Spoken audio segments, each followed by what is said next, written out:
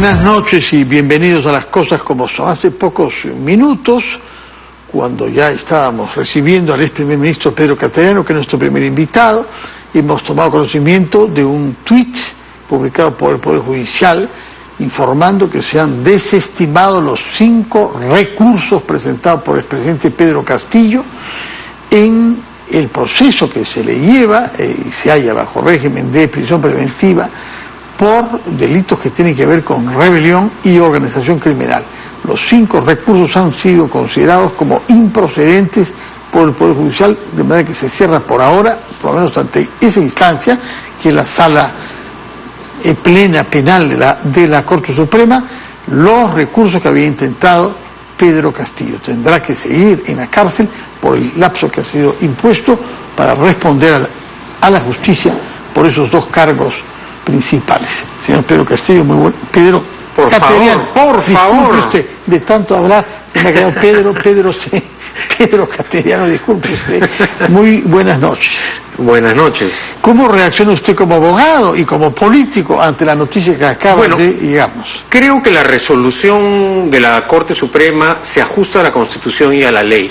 Los fanáticos y ciegos defensores de Pedro Castillo han tratado de tergiversar, atarantar, pero Castillo dio un golpe de Estado, efímero, pero fue un golpe de Estado sin duda alguna.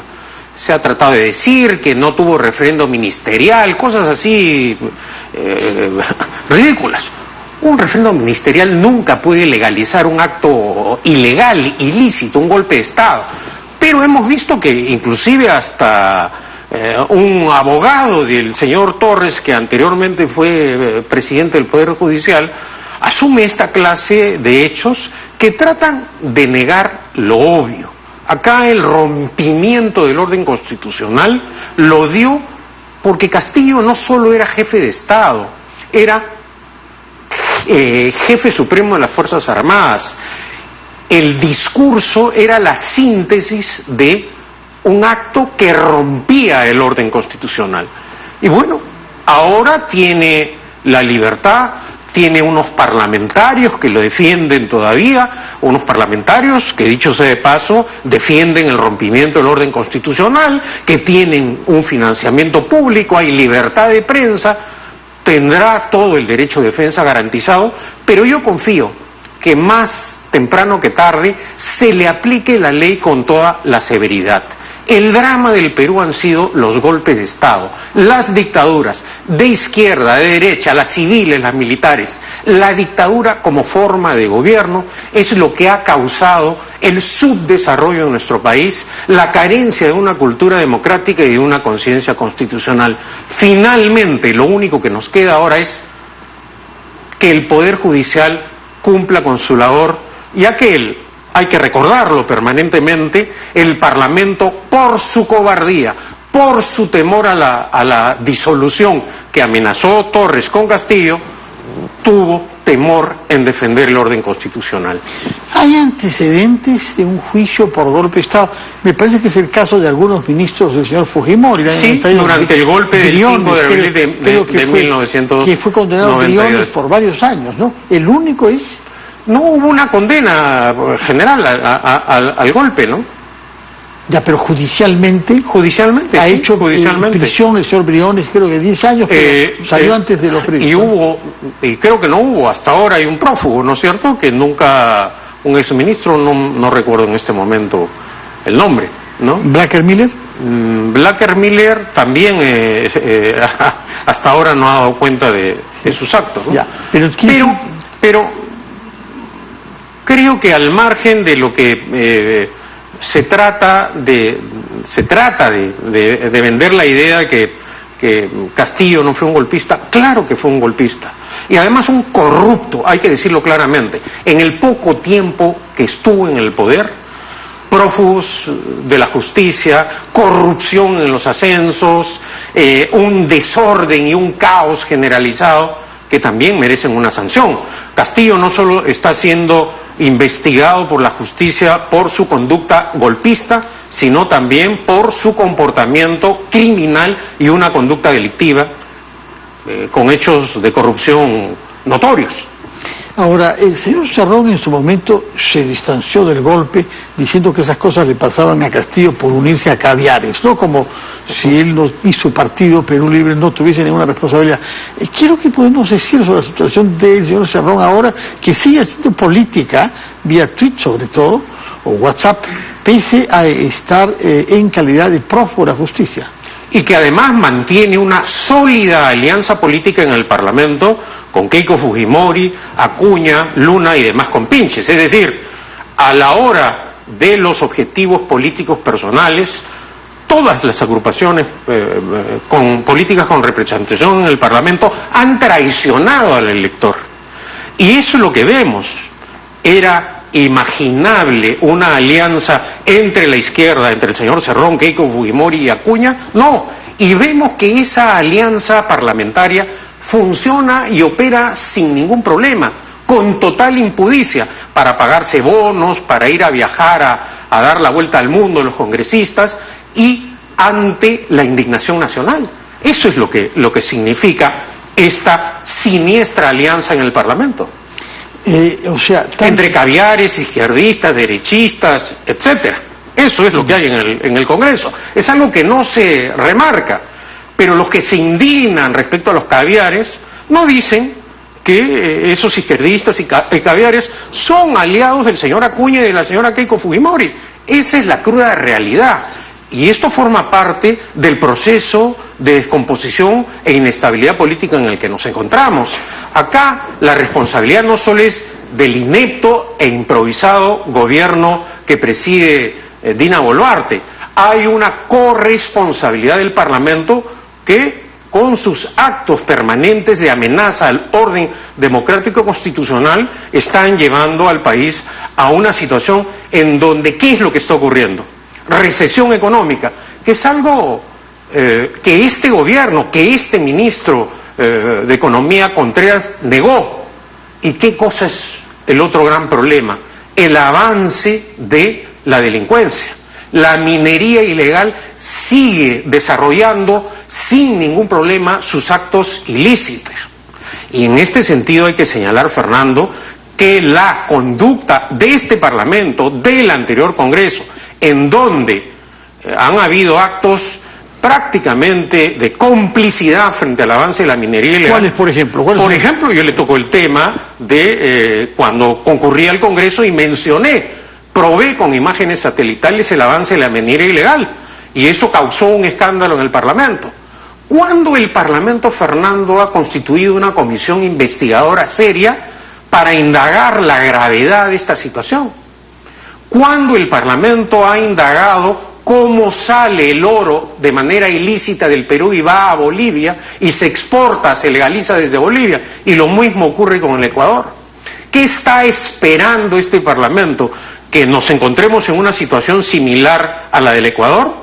En todos los tonos se está advirtiendo hace años que la minería ilegal está manejando casi o más dinero que el narcotráfico. Y frente a esto hay simplemente una desidia, una irresponsabilidad, una negligencia del gobierno de la señora Boluarte y de este infame Parlamento. Esa es la realidad. Usted ha criticado por igual a izquierdistas, caviares, conservadores, derechistas, etcétera. ¿Usted mismo cómo se ubica actualmente en el espectro político vigente? Yo creo en el liberalismo, en la libertad en su contenido político y económico. No creo en cercenar la libertad.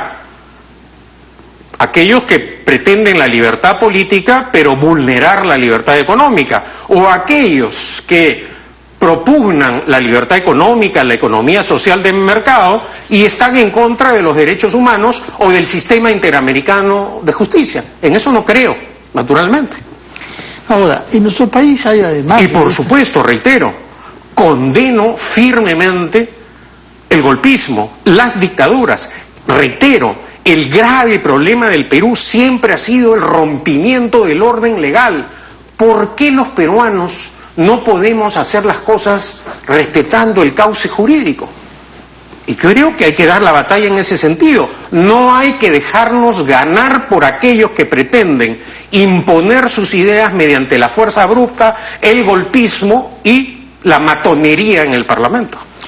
En estas circunstancias ha aparecido un problema específico suscitado desde el sábado pasado en Ayacucho, cuando la presidenta Dina Boluarte, independientemente de lo que uno piense de él, y es una presidenta legítima, fue agredida físicamente por una señora que resultó ser viuda de una persona muerta por balas cuando las manifestaciones en Ayacucho. Y parece que participaba en este acto también otra persona cuyo hijo menor de edad murió en esas mismas condiciones. Y hay una polémica actualmente en curso respecto de cómo se debe sancionar a esa señora, uno, y si la señora Boluarte debería proseguir sus giras en zonas en donde hay una gran hostilidad, incluida física hacia ella, como es Puno, porque se plantea el debate de la Candelaria, fiesta popular por excelencia en Puno, que debe comenzar en pocos días, y a donde la señora Boluarte habría manifestado la intención de asistir. Hay que condenar todo acto de violencia, de cualquier tipo, bajo cualquier modalidad, y por lo tanto yo también condeno esta agresión contra la Presidenta de la República. Ahora, este gobierno es un gobierno que usa la mentira, que no da cuenta de sus actos, que no ha actuado con honestidad ante la gente, que no ha abierto las puertas para que estas gravísimas imputaciones de violaciones de derechos humanos se aclaren. Ahora, por supuesto. Ahora, políticamente esto, dependiendo de los sectores, veamos hoy día Castillo, acusando a la usurpadora, el golpista y corrupto Castillo aprovechando esta agresión con fines políticos. En eso creo que cada uno, el televidente, tendrá que evaluar. Pero, ciertamente, la violencia no conduce a nada. El país ha pasado por momentos dramáticos. La etapa del terrorismo. Vemos que la violencia no conduce a nada. La violencia no soluciona los problemas. El ejercicio de la fuerza bruta de los votos tampoco. Lo que soluciona los problemas es una gestión pública con el respeto y apego a la Constitución y a la ley, que es algo que este gobierno no practica con la complicidad y el encubrimiento del Parlamento. Permanentemente estamos ante actos violatorios al orden legal, lo que acaba de ocurrir con el excomandante general de la policía, destituido ilegalmente, alegando el ministro del Interior que no aplica la ley porque no existe el reglamento. Esa es la clase de ministro de Estado. Eso carece de todo fundamento jurídico. Pero por supuesto. Esa interpretación suya, pero por supuesto. Es propia de alguien que ignora el derecho. A ver, es propia de alguien que no tiene una formación constitucional, que no tiene una cultura democrática. Y es que estamos ante un gobierno de improvisados. Pero el primer ministro es un abogado, que además es especializado en derechos humanos, y el ministro de Justicia se supone que tiene que asesorar al gobierno en eso, ¿no? Pero estos ministros, frente a las iniciativas violatorias de los compromisos internacionales del Parlamento, como por ejemplo es amenazar con romper un tratado internacional que es el sistema de la Convención de San José, el sistema de justicia interamericana, guardan silencio o se ponen de perfil. ¿Por qué? Porque estamos en una situación, Fernando, de una anomalía constitucional. Una presidenta que no da cuenta de sus actos, sin partido político, sin bancada parlamentaria, un parlamento en donde simplemente han explotado en favor de ellos el encubrimiento de actos delictivos. ¿Cuántos meses estamos exigiendo justicia contra los llamados niños de Acción Popular, contra los mochasueldos, contra todos estos parlamentarios que han llegado al Congreso para beneficiarse personalmente? Esa es la vergonzosa y triste situación. Quisiera que usted precise algo respecto del incidente de Ayacucho, por llamarlo así. La señora Boluarte, según ha dicho... La presidenta Boluarte. Y la presidenta Boluarte, según ha dicho el ministro de Justicia, pretende pedir a la justicia que se archiven las causas contra las dos señoras que la agredieron en Ayacucho. ¿Procede este pedido? Bueno, No sé en qué contexto está la indagación, pero una vez que se inicia un proceso penal, continúa, ¿no?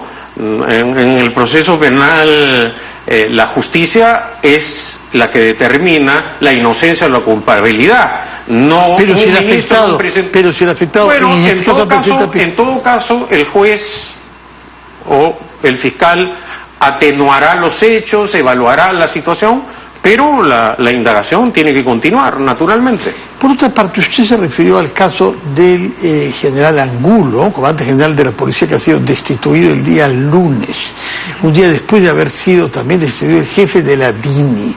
En ambos casos se ha hecho planear la sombra, nunca explícitamente dicha, de que la causa tiene que ver con una agresión de Ayacucho.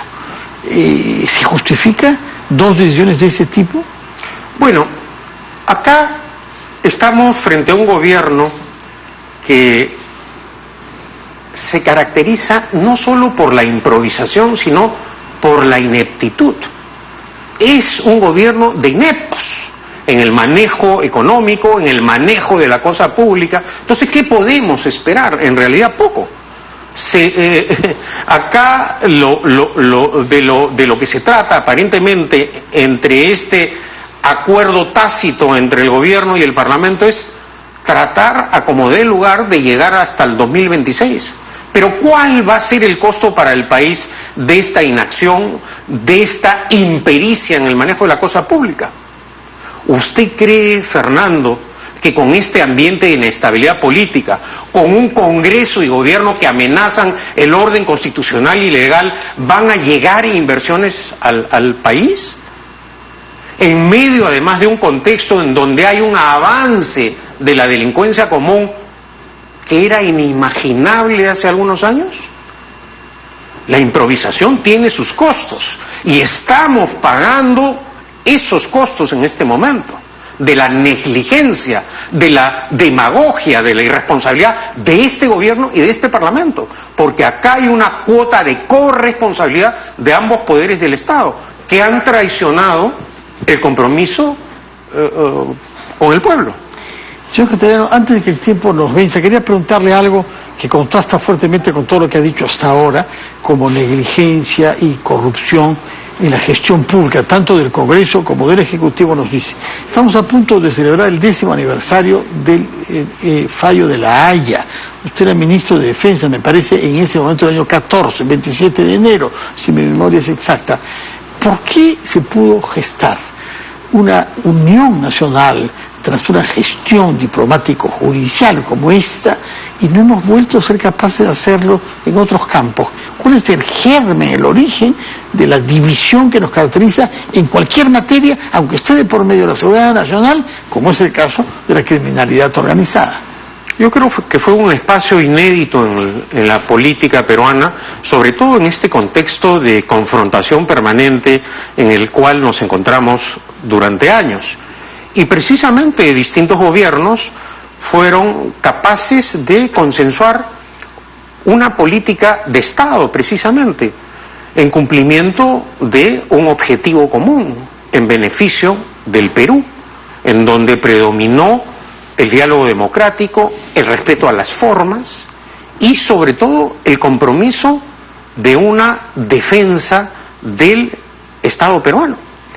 Porque fue un ejemplo además de continuidad como política de Estado. Exactamente. Porque la iniciativa fue lanzada por el gobierno anterior a aquel de Humala en que usted participó, por el de Alan García, pero se mantuvo después. Yo diría que la idea visionaria surge por una iniciativa del embajador Bácula, en época de la dictadura de Pinochet.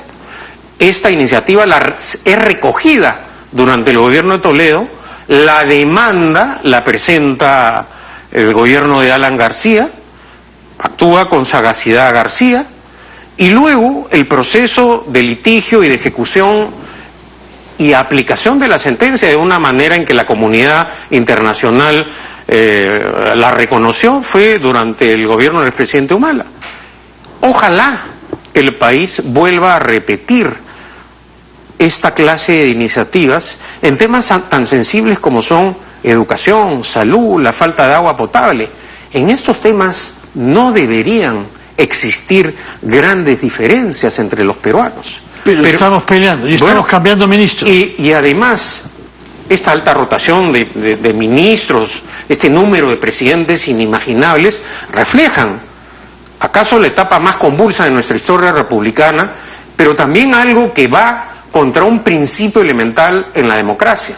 La democracia es el equilibrio entre los poderes del Estado, no la confrontación permanente entre los poderes del Estado. Y lamentablemente eso es lo que ha ocurrido en los últimos años en nuestro país. Muchas gracias, Pedro Cateriano, ex ministro de Defensa, ex primer ministro, por sus explicaciones. Acá conmemoraremos naturalmente el sábado 27, el 10º aniversario de ese fallo histórico para nuestro país, que resolvió un tema pendiente de larga data y que evidenció, como usted lo ha dicho, la capacidad que tuvimos de mantener políticas de Estado continuas por una parte y unidad entre las diversas fuerzas políticas de nuestro país por otra. Muchas gracias por su presencia. Muy buenas noches. Vamos a hacer una pausa y conversaremos después con dos miembros del Congreso de la República, el señor Luis Aragón de Acción Popular y el señor Flavio Cruz de Perú Libre.